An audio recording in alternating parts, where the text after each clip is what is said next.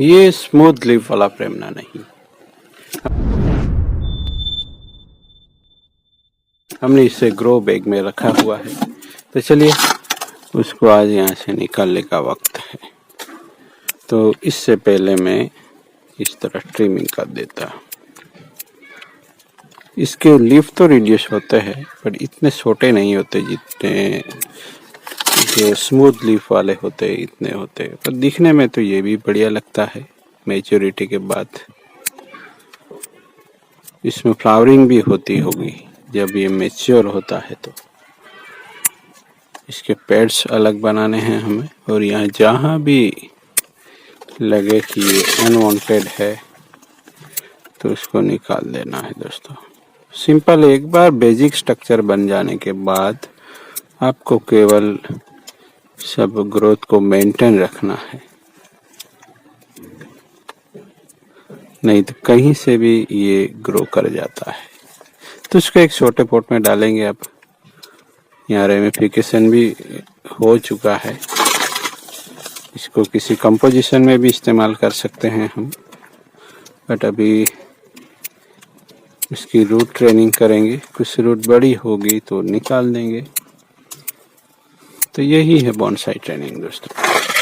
पहले basic structure बनाए, फिर उसके साथ डबल काम करते हैं हम यहाँ, एक साथ दो ब्रांच नहीं। तो ग्रोथ के साथ साथ हम ब्रांचिंग भी करवा लेते हैं, और ग्रोथ हो जाने के बाद एक बार उसको रिपोर्टिंग करेंगे तो फिर उसकी रूट ट्रेनिंग भी बाद में हम कर लेते हैं। ये तो टेक्निक अलग अलग होती है, जिसमें केवल पहले स्टॉक बनाया जाता है, यानी पहले थिकन किया जाता है प्लांट को, फिर उसको वहाँ से निकाल के या वहीं भी आप उसको ब्रांचिंग भी करवा ले, फिर रूट ट्रेनिंग होती है।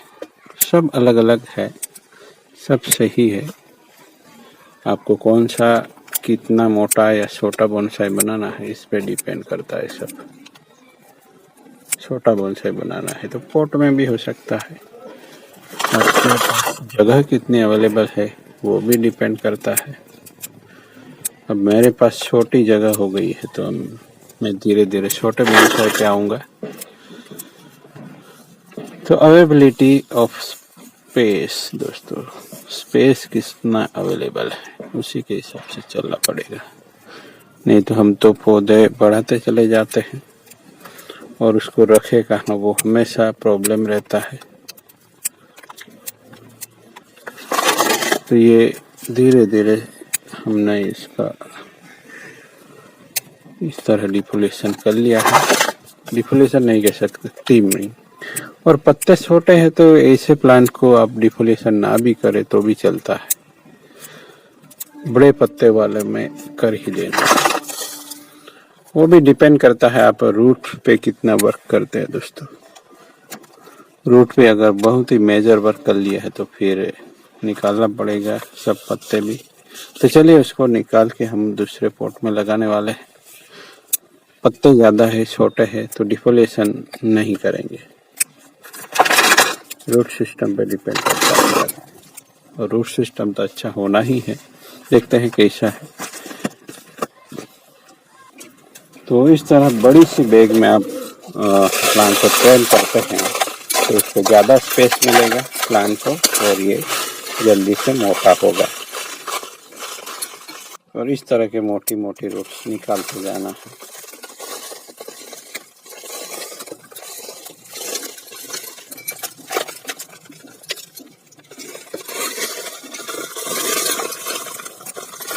फेयर रूट वाला हमें बनाना है नेबरी या प्लांट।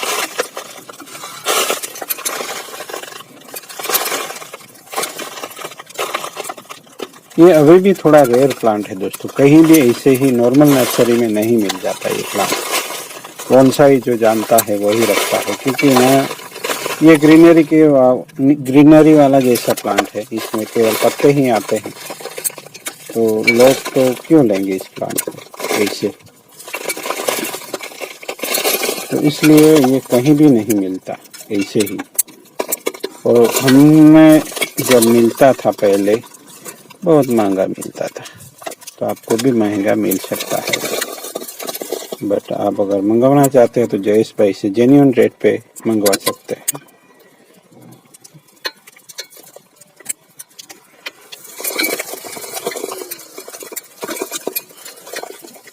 तो चलिए मैं रूट सिस्टम ठीक कर लेता हूँ।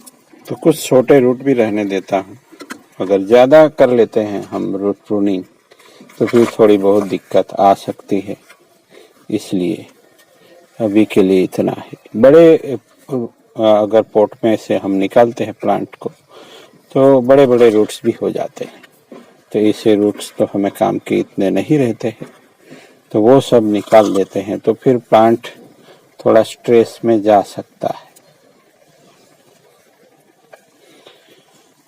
और बोनसाई पॉट की चिंता मत कीजिएगा दोस्तों, क्योंकि अब जब बोनसाई पॉट सिरामिक में डालना होता है, बट बाद में दोस्तों रूट ट्रेनिंग हो जाए, ब्रांच ट्रेनिंग हो जाए, बाद में आप अगर final pot as bonsai pot ceramic tray इस्तेमाल कर सकते हैं, बट ट्रेनिंग के दौरान आप अगर सिरामिक पॉट में डालेंगे तो प्रॉब्लम बहुत आएगी।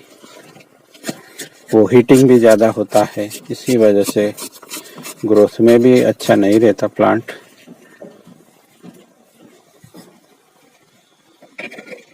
तो इससे अच्छा है इस तरह आप प्लास्टिक पॉट में पहले ट्रेन कीजिएगा प्लांट को, अगर फिर अवेलेबल है या कहीं एग्जीबिशन में रखने वाले हैं प्लांट को, तभी जाके उसको आप सिरामिक पॉट में या किसी स्टोन पॉट में या कोई जो आर्टिस्टिक पॉट है उसमें डाल सकते हैं दोस्तों। तो हमने प्लांट लगा लिया है, तो पहले ही पॉट की टेंशन ना ले, मेरे पास सिरामिक पॉट नहीं है, मेरे पास भी 2-3 से ज़्यादा कुछ सिरामिक पॉट नहीं है, मैं नहीं लेता। मैं मेरे पॉट ज़्यादातर खुद ही डिज़ाइन करने की कोशिश करता हूँ या इस तरह का प्लास्टिक पॉट ही इस्तेमाल करता हूँ। धीरे धीरे मैं अपने अपने प्लांट के लिए खुद ही डिज़ाइन करूँगा मैं। तो मिलते हैं, ऐसे ही बने रहिएगा। Thank you for watching.